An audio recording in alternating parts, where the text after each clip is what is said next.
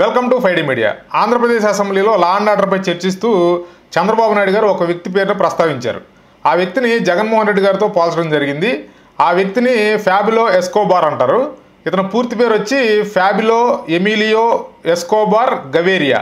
ఇతను పూర్తి పేరు అనమాట. ఫ్యాబిలో ఎస్కోబార్ అనే వ్యక్తిని జగన్మోహన్ రెడ్డి గారితో పోలుస్తూ చంద్రబాబు గారు నిన్న అసెంబ్లీలో ప్రసంగం చేయడం జరిగింది. ఒకసారి ఆ విజువల్, ఆ వీడియో చూద్దాం. నాకు చరిత్ర అంతా కూడా చూస్తూ ఉంటాం కదా, దేశ రాజకీయాల్లో ఉంటే ఎక్కడ నాకెవరు తగల్లా కాదు. ఒక అతను దొరికాడు, ఒక నార్త్ కొరియాలో ప్రజెంట్ ఉన్నాడు.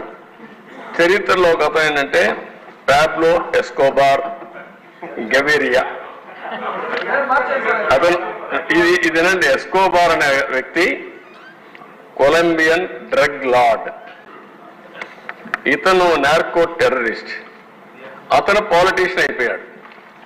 అతను ఏం చేశాడంటే మొత్తం ఒక లీడర్గా తయారై మెడిలిన్ కార్టెల్ అనే పేరు పెట్టి ఈ డ్రగ్స్ అమ్మడానికి కారిడార్స్ ఎస్టాబ్లిష్ చేశాడు.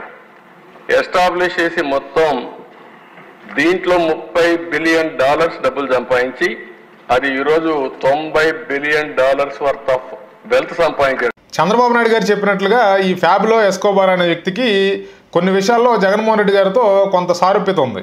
అంటే ఈ ఫ్యాబిలో ఎస్కోబార్ చరిత్ర కనుక ఒకసారి చూస్తే ఇతను బాల్యంలో కడు పేదరికాన్ని అనుభవించాడంట. తర్వాత ఈ డబ్బు మీద వ్యామోహంతో, అంటే పేదరికంతో వచ్చినటువంటి ఈ డబ్బు మీద వ్యామోహంతో అతను డబ్బు సంపాదించాలనే దీంతో డ్రగ్స్ బిజినెస్ వైపు మళ్ళడం జరిగింది. అంటే మన జనరల్గా పారిశ్రామిక ఓడలు, ఇండస్ట్రియల్ ఎస్టేట్స్ అంటాం కదా, అట్లా ఈ మెడిలిన్ అనే ప్రాంతాన్ని మెడిలిన్ కార్ట్గా ప్రాచుర్యంలోకి తీసుకొచ్చి అక్కడ పూర్తిగా డ్రగ్స్ యొక్క బిజినెస్లు చేయడం జరిగేదన్నమాట. ఇతను 1970-80 కాలంలో ఈ డ్రగ్స్ దందాలు బాగా చేసినట్టుగా మనకు తెలుస్తుంది చరిత్ర చూసుకుంటే. తర్వాత ఇతను 1993లో ఇతన్ని మట్టుపెట్టడం జరిగింది. ఇతను ఆ మెడిలిన్ అనే ప్రాంతంలో రాబిన్ హుడ్ తరహాలో ప్రజలకి డబ్బు పంచడం, ప్రజలకి ఆదుకోవడం, ఎవరైనా హెల్ప్ కోసం వస్తే వాళ్ళని ఆదుకోవడం, ఇట్లాంటి కార్యక్రమాలు చేసేవాడు. అంటే రాబిన్ హుడ్ ఏంటంటే ఉన్న వాళ్ళని కొట్టి పేదవాళ్ళకి పంచడం, ఇట్లాంటి కార్యక్రమాలు చేసేవాడు. ఇతను ఏంటంటే ఈ డ్రగ్స్ దందాలో ప్రపంచవ్యాప్తంగా డ్రగ్స్ బిజినెస్లు చేసి ఆ వచ్చిన ఇల్లీగల్ మనీతో వీళ్ళు కొంతమంది ఇతనికి చట్టంలాగా చుట్టూ ఆ ప్రజల్ని పెట్టుకుని ఇతను కార్యకలాపాలు చేసేవాడు అనమాట. అమెరికాకి ఇతను విపరీతంగా డ్రగ్స్ సప్లై చేసేవాడు. అంటే అమెరికన్ ప్రభుత్వం ఇతని మీద చాలా సార్లు ఇతను పట్టుకోవడానికి ప్రయత్నం చేసేది. కానీ ఏంటంటే ఇక్కడ సౌత్ అమెరికాలో మాత్రం ఇతను మొత్తం వ్యవస్థలన్నింటినీ తన చేతిలోకి తీసుకున్నాడు. అంటే పోలీస్ వ్యవస్థని, తర్వాత రాజకీయ నాయకుల్ని ఇట్లా.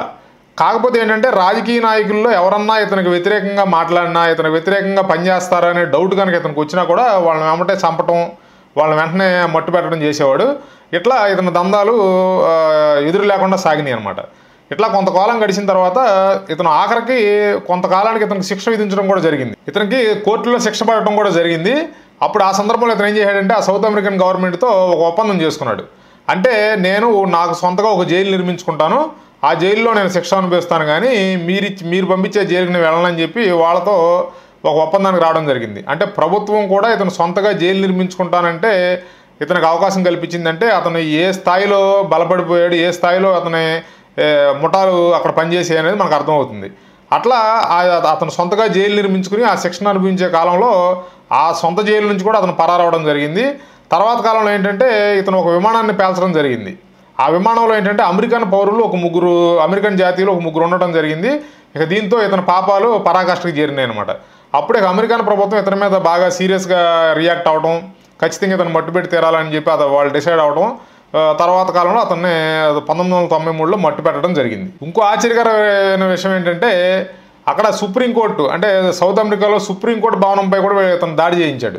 అంటే అక్కడ లెఫ్టిస్ట్ గ్రూప్ అయినటువంటి గెరిల్లా సంస్థ ఏదో ఉంటే వాళ్ళకు ఫండింగ్ చేసి, ఇతని దగ్గర విపరీతమైన సంపద కదా, దాంతో ఏంటంటే వాళ్ళకి ఫండింగ్ చేసి ఆ సుప్రీంకోర్టు మీద దాడి చేయించి సుమారుగా 11 మంది న్యాయమూర్తులతో సహా 200 మంది దాకా అక్కడ మారణకాండ చేయడం జరిగింది. అంటే దాంట్లో చనిపోయిన వాళ్ళు 100 మంది పైచీలకు లాయర్లు, ఒక 11 మంది న్యాయమూర్తులే కాకుండా ఆ కోర్టులో పనిచేసేవాళ్ళు, వీళ్ళు కలిపి సుమారుగా 180 నుంచి 200 మంది చనిపోయారని చెప్పి అప్పట్లో జరిగినట్టుగా చెప్తారు.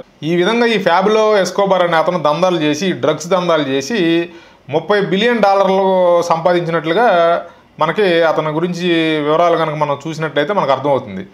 అంటే ఇతను ఏంటంటే పూర్తిగా ఇక డబ్బుతో మొత్తం వ్యవస్థలన్నింటినీ చిన్నాభిన్నం చేసేయడం, వ్యవస్థలన్నింటినీ ఇతను ఎదురు తిరిగిన వాళ్ళని మట్టు పెట్టడం, ఇలాంటి కార్యక్రమాలన్నీ చేసి చివరికి అతను కూడా హతమవడం జరిగింది. అంటే ఇప్పుడు చంద్రబాబు గారు ఏంటంటే జగన్మోహన్ రెడ్డి గారిని ఇతనితో పోల్చడం జరిగింది ఈ ఫ్యాబ్లో ఎస్కోబార్ అనే వ్యక్తితో. గతంలో ఈ ఫ్యాబ్లో ఎస్కోబార్ కనుక న్యాయమూర్తులను చంపటం, లాయర్ల మీద, సుప్రీంకోర్టు మీద దాడి చేయడం ఇవన్నీ చూస్తే మనం ఇక్కడ కూడా గతంలో న్యాయమూర్తులు ఇచ్చిన తీర్పుల మీద కానీ, న్యాయమూర్తుల వ్యవహారంలో కానీ, కోర్టుల వ్యవహారంలో పెద్దగా స్పందించడానికి భయపడేవాళ్ళు ఎవరైనా సరే.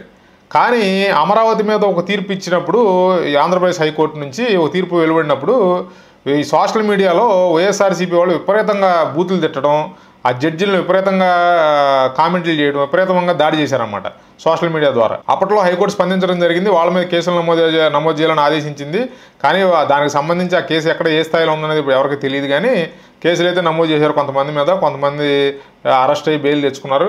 అంటే అందుబాటులో ఉన్న వాళ్ళని అరెస్ట్ చేసి బెయిల్ తెచ్చుకున్నారు. ఇక అందుబాటులో లేని వాళ్ళు, ఇక ఇతర దేశాల్లో ఉన్నవాళ్ళు, వీళ్ళు వాళ్ళ దాడిని కొనసాగిస్తూనే ఉన్నారు. ఇట్లా జరుగుతుందన్నమాట. అట్లా ఈయన చూసుకుంటే అన్ని వ్యవస్థల మీద ఇతను తన దాష్టికాన్ని ప్రయోగించాడు. పోలీసులను భయపెట్టేశాడు, అధికారులను భయపెట్టాడు. తర్వాత ఇంకెవరో అసలు ఆయనకి ఎదురు చెప్పే వ్యక్తే లేకుండా పోయాడు ఆంధ్రప్రదేశ్ ప్రభుత్వంలో. గతంలో ఐఏఎస్ అధికారులు కానీ, ఐపీఎస్ అధికారులు కానీ కొంత ప్రభుత్వం ఏదైనా నిర్ణయం తీసుకున్నప్పుడు దానివల్ల ఏదైనా నెగిటివ్ ఇంపాక్ట్ ఉంటుందని అనిపిస్తే, ప్రజలకు ఏదైనా నష్టం జరుగుతుంది అనిపిస్తే ఖచ్చితంగా అపోజ్ చేసేవారు ఆ ప్రభుత్వాల యొక్క నిర్ణయాలని. కానీ ఇక్కడ ఏంటంటే ఇప్పుడు ఈ గత 2019 నుంచి 2024 మధ్యలో ఉన్నటువంటి ప్రభుత్వంలో వాళ్ళు ఏ నిర్ణయం తీసుకుంటే అదే ఒంటెద్దు పోకడనమాట. ఆ నిర్ణయాన్ని వీళ్ళు ఖచ్చితంగా అమలుపరిచి తీరాల్సిందే. అతను ఐఏఎస్ అయినా, ఐపీఎస్ అయినా, ఎంత పెద్ద అధికారి అయినా సరే ఖచ్చితంగా తీరాల్సిందే. ఆ విధంగా వాళ్ళని భయభ్రాంతులకు గురి చేసి పూర్తిగా వాళ్ళందరూ లోపరుచుకున్నాడు. కాబట్టి ఇట్లాగే ఫ్యాబ్లో ఎస్కోబార్ కూడా ఇట్లాగే చేసేవాడు. కాబట్టి అక్కడ ఈయన చంద్రబాబు నాయుడు గారు అసెంబ్లీలో జగన్మోహన్ రెడ్డిని ఫ్యాబ్లో ఎస్కోబార్తో పోల్చడం జరిగింది. అంటే ఈ ఫ్యాబ్లో ఎస్కోబార్ మీద చాలా సినిమాలు కూడా ఉన్నాయి. ఇతను హీరోయిక్గా ఫీల్ అయ్యే యూత్ కూడా ఉంటారు కొంతమంది. ఇట్లా కొన్ని విషయాల్లో జగన్మోహన్ రెడ్డి గారికిను ఆ ఫ్యాబ్లో ఎస్కోబార్ అనే వ్యక్తి కొంత సారూప్యతలు కనపడతాయి మనకి చరిత్ర చూసుకుంటే. అట్లా అందువల్ల ఏంటంటే ఈయన చంద్రబాబు గారు అసెంబ్లీలో జగన్మోహన్ రెడ్డి గారిని ఫ్యాబ్లో ఎస్కోబార్తో పోల్చడం జరిగింది. Thanks for watching. Please like, share and subscribe 5D Media.